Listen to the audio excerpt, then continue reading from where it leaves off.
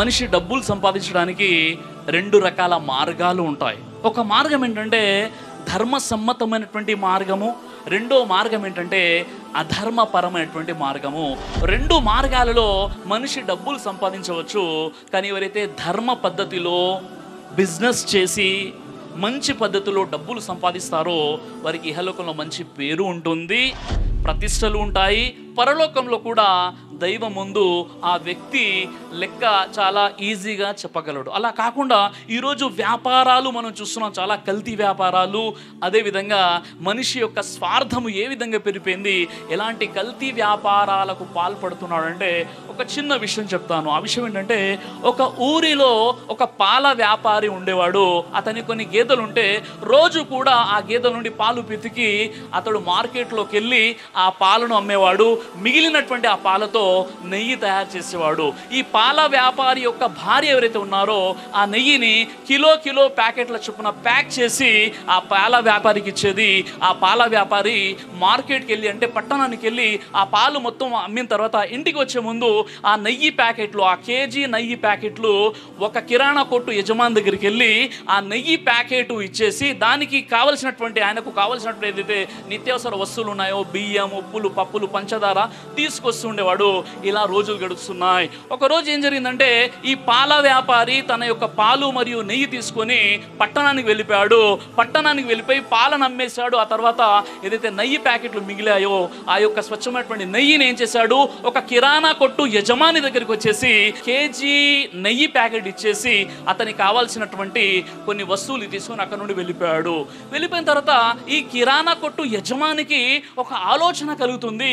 ఒకసారి దీన్ని తూకం పెట్టి చూస్తానంటే ఆ కేజీ నెయ్యి ప్యాకెట్ని తూకం పెట్టగానే అది 900 గ్రాములు మాత్రమే ఉంటుంది.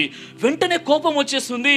ఆ పాల వ్యాపారి నన్ను మోసం చేశాడు, నేను రోజు కూడా అతని వద్ద నెయ్యి ప్యాకెట్లు అనుకుంటున్నాను, చూస్తే అది 900 గ్రాములే ఉంది.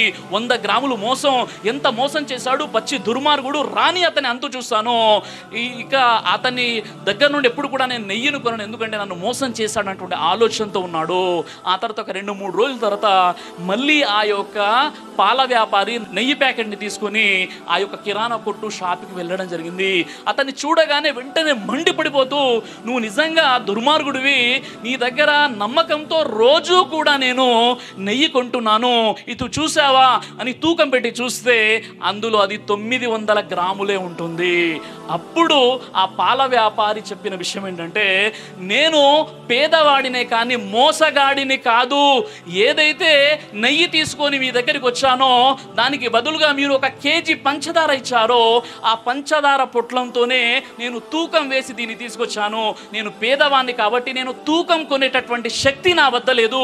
ఏ పంచదార ప్యాకెట్ అయితే మీరు ఇచ్చారో కేజీ పంచదార ప్యాకెట్ని సమానంగా నేను నెయ్యిని మీకు తూకం వేసి ఇచ్చాను అని చెప్పగానే ఆ యొక్క కిరాణా కొట్టు యజమాని నోటి నుండి మాట కూడా రాలేదు.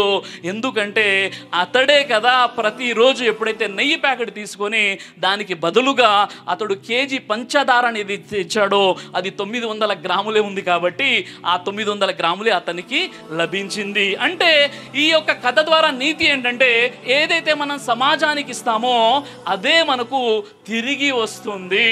కాబట్టి చాలా మంది ఏమనుకుంటారంటే, ఒక వ్యక్తిని మోసం చేసి అతడు అసమర్థుడు, చేత కాని వాడు అని అనుకుంటారు.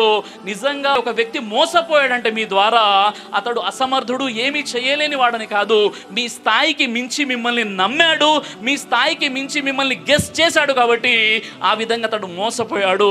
కాబట్టి మోసానికి సంబంధించి ప్రవక్త ముహమ్మద్ సల్లల్లాహు అలైహి వసల్లం వారు తెలియజేశారు. మదీనాలో మార్కెట్లో తన శిష్యులతో పాటు ముహమ్మద్ సల్లల్లాహు అలైహి వసల్లం వారు వెళ్తున్నారు. అక్కడ ఒక ధాన్యం రాసి ధాన్యాల్ని అమ్ముతున్నాడు. ఆ ధాన్యంలో ప్రవక్త ముహమ్మద్ సల్లల్లాహు అలైహి వసల్లం వారు తన వ్రేళ్లను జొప్పించారు. పైన ఏమో పొడిగా ఉంది, కింద తడిగా ఉంది.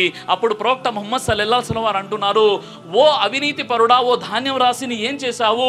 పైన పొడిగా ఉంది, కింద తడిగా ఉంది, నువ్వేం చేశావు అని ప్రవక్త ముహమ్మద్ సల్లల్లాహు అలైహి వసల్లం వారు ఆ వ్యక్తిని ప్రశ్నించినప్పుడు ఆ వ్యక్తి ఏం చెప్పాడంటే, ఓ ప్రవక్త ముహమ్మద్ సల్లల్లాహు అలైహి వసల్లం, నిన్న రాత్రి వర్షం పడింది కాబట్టి ఈ ధాన్యం తడిచిపోయింది అంటే అప్పుడు ప్రవక్త చెప్పారు, వర్షం పడితే ముందు పై భాగంలో తడుస్తుందా లేక కింద తడుస్తుందా?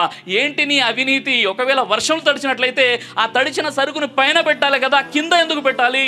జాగ్రత్త, గుర్తుంచుకో, మోసం చేసేవాడు మాలోని వాడు కాదు అని ప్రవక్త ముహమ్మద్ సల్లల్లాహు అలైహి వసల్లం వారు తెలియజేశారు. దైవ ప్రవక్త ముహమ్మద్ సల్లల్లాహు అలైహి వసల్లం వారు తెలియజేశారు, కడుపుకు సంబంధించినటువంటి అన్ని రకాల వ్యాధులకు అద్భుతమైనటువంటి ఔషధం తల్బీనా. ఇది దైవ ప్రవక్త వారి సున్నత్, మంచి ఆహారం, ఇమ్యూనిటీ బూస్టర్, ఇందులో షిఫా ఉంది. ఇది మంచి ఔషధంగా కూడా పనిచేస్తుంది. కాబట్టి పిల్లలు అయినా పెద్దలు అయినా ఎవరైనా దీనిని ఉపయోగించవచ్చు. అలాగే ఖురాన్లో దైవం తెలియజేశాడు, తేనెలో మీకు స్వస్థత ఉంది అని. కాబట్టి ఇక్కడ కనిపిస్తున్నటువంటి ఈ నెంబర్స్కి కాల్ చేసి మీరు ఇప్పుడే ఈ ప్రోడక్ట్ని ఆర్డర్ చేసుకోవచ్చు. కొరియర్ ఫెసిలిటీ కూడా ఉంది.